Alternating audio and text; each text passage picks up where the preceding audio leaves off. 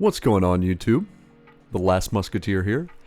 And even though we're past the actual free-to-play Is It Worth It series for Epic 7, the continued content that I will do on it, I'll probably end up calling Beyond the series, or something of that nature. I'll probably figure out as I'm posting the video, but guys, I just wanted to give you an overview of everything I've been able to accomplish since Tuesday, which is less time than I normally have for these videos, but since I'm able to play a little bit on my phone, I've made some decent progress. Not as much as I would like, but a good amount still.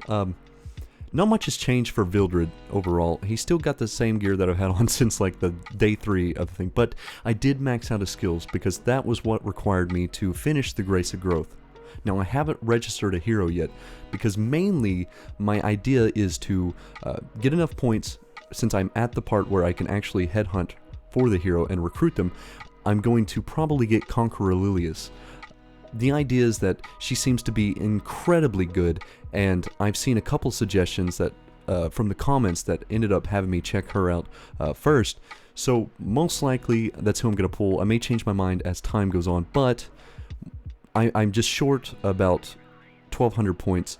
I think tomorrow is the reset. I could be wrong. Monday doing the weekly reputation reset. And once I get that done, I'll be able to recruit and then throw her in the Grace of Growth and just immediately get her maxed out. So that's the plan. Things may change, but more than likely that's what I'm going to do. Now, as for my other heroes, I did take my gear off Clury, and the reason being, I put it on Angelic Montmorency. I have other gear that I may swap onto her probably in a little while just to get her up, but I'm working on that Wyvern team, and Secret is actually going pretty decently well. I don't have the best gear on her. Obviously, 67% crit chance isn't the best. She's got decent attack, decent crit damage, so she gets the job done a little bit, and I noticed here that I hadn't even actually put in any of her skills, so I'm going to go ahead and level them up real quick while I'm talking about it, but the main thing is she's basically the main damage dealer right now.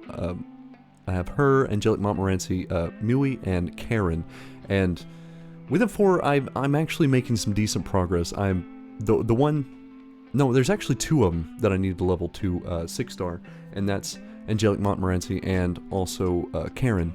So once I get them, the team will get quite a bit stronger. They've got alright gear. Some of it's kind of placeholder, and as I'm working more through the labyrinth and stuff now, I'm starting to unlock a lot more gear, and I'm getting more chances to put stuff on there. Mui is using level 55 gear, which isn't inherently bad. It gives me decent stats. They're not the best. Obviously, it's kind of placeholder items because I'm having to level up a lot of gear right now, so I'm running out of a lot of the runes, but I'm using Elia's knife for the artifact. Now, this could be a bad idea, I'm not sure. I like the 14% penetrate defense because he does get a lot more attack opportunities. So, looking through, I'm not sure if I have one that might be a better option overall, but Daydream Joker is probably going to be the one that I may end up swapping out as soon as I can level it up a little more and get some more percentage base damage on it. Then it'll probably overtake Ellie's knife, but for the moment I'm using it.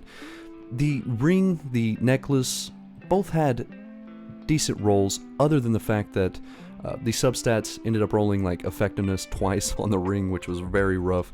The necklace rolled a bad substat as well, so they had promise, didn't go quite as well as they should have, but it's decent placeholder gear, so I'm using it for the moment. Now, this is where all of Falconer Cleary's gear went, and I did get some speed boots off the Lustrous set that I got from completing some of the adventurer missions, which was really nice. I'd like to put this Lustrous set into use, though depending on what it rolls, it may end up going onto Clury instead, but all of them seem to have speed, so if I can roll a good amount of speed and keep her healthy enough, especially with the promotion that she'll get later on, it might give me enough stats to make her survivable enough to push even further, and that's what I'm hoping for.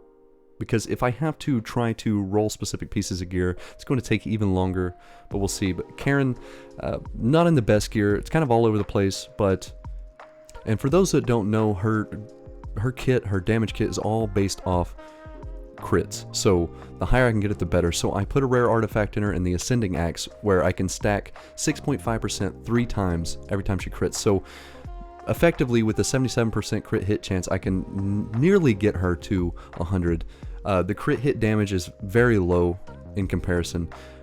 Unfortunate, but it's all the gear that I really have at the moment. Spectre Tenebria, haven't worked on her still, and I know it's important. Later on I'll be able to put more into her. Right now I'm just trying to progress as much as possible in all areas. So I just wanted to showcase where I'm at on Wyvern, and I'm able to clear stage 11. Now, it's not 100%. As I said earlier, it's like a 60-40. The reason being, I think most of the time I lose is because while Mont is actually decently tanky at the moment, not tanky enough, missing a decent amount of stats, but the overall completion really hinges on whether Mui lands the attack down or not. If he does, then the dragon can't KO Mont, but if he doesn't land it, then it's basically a lost run, because even if I have down to like a 4th health, the rest of them just die so fast because they do not have the stats to tank at all. Now, I can swap out other units.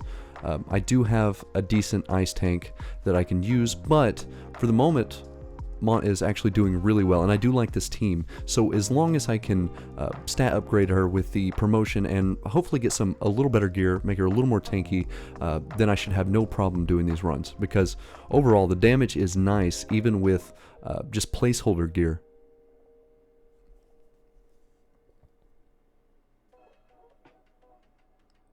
So going into some of the other missions, unrecorded history, I've actually got a little bit of progress. I'm at 5-4. I don't think I lost it when I did it, but that's where I ended up stopping because I was trying some of the others, like the fairy tale event.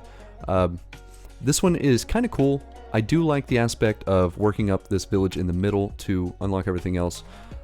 Most of the stuff that I can't do is because either A, the village isn't ranked up high enough, or B, it hasn't been unlocked yet, because the next part I believe unlocks in about 3 days. So I'm excited for that because the event has given me some really nice rewards. So moving on to episode 2, I'm actually on 10-1, so I can't quite get to Ross, which is why I haven't tried to do his specialty change yet. The boss in 10-1 keeps slapping me around. I'm going to have to change out probably some gear or some heroes to try to beat that one, but I'm going to show you what my arena currently looks like. A lot of these I'm having to refresh, and I can't go through just wiping out full teams anymore, because a lot of people I'm running into are at level 60 and they have pretty good gear on them. So this is gold 2. This is one of the easier fights that I go through because they're lower stat heroes, probably have a little lower based gear on, so they're easy for me to do. Most of these full 60 teams are a lot harder. I still have a chance to beat them, just not as likely. But my specialty changes right now are Arrowell and Hazel, both being good units. Arrowell I'm going to use for PvP mainly, and Hazel will fit nice in a fire team when I start making one. I'll go for Lorena and Ross next because I do like both of them, Ross especially, but I haven't quite beat episode 10, so I haven't done that. Now, for my Achieving Adventurer, I have to recruit Furious out of here. Problem is, the gnolls. Maybe somebody can tell me in the comments if there's a good place to farm them, because as I'm looking through all these levels, I never find them, but I have 124 done, so maybe they're special summon, maybe you don't get them in certain levels, because I can't quite find them, but somebody, if they would, tell me in the comments, because like I said, I can't look it up. I don't know exactly where to go from there, but I saved up my summons from last Tuesday to today just so I could give y'all a little summon so you can see what I pull. I'm pulling on the Ilyanov banner. I don't know if I said that right. Bear with me on that. I did pull the Wings of Light and Shadow artifact, which is nice. So from there, we're going into the Moonlight summon. Pulled another Arrowell. That'll go nice for memory imprints when I finally unlock her specialty change. But didn't get anything great overall from that. The Arrowell pull was nice. Eaton, I don't know. Like I said, I'd like to do some type of video where I'm working on 3 stars specifically and trying to find teams of just the lower end so I can try to make some weird off-meta teams. That would be really cool for me. But I pulled an Angelica out of the guaranteed 4 to 5 star of the Hunt tokens and pulled a Roman. I haven't seen him before, so I'm not sure about his kit. I'll check that later on. And I pulled a Furious. That's actually like my second one. So when I do pull him from the actual recruitment thing, I'll have some decent upgrades for him. I had 4 Mystic Summons to use, so I thought I might as well try it. It'd be cool to get Death Dealer Ray. Obviously, I'm not planning on getting him, but it'd be cool. He's a new hero. Might as well try my luck.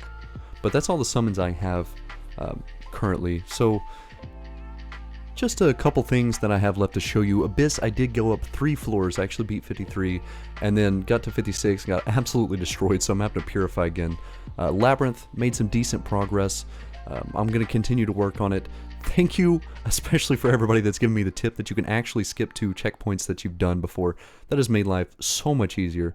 You have no idea. But anyway, guys, I'm going to end the video with that. I do want to say one comment before I go. If you have a different idea of how you want me to do these progress videos, if you want me to show certain things, let me know.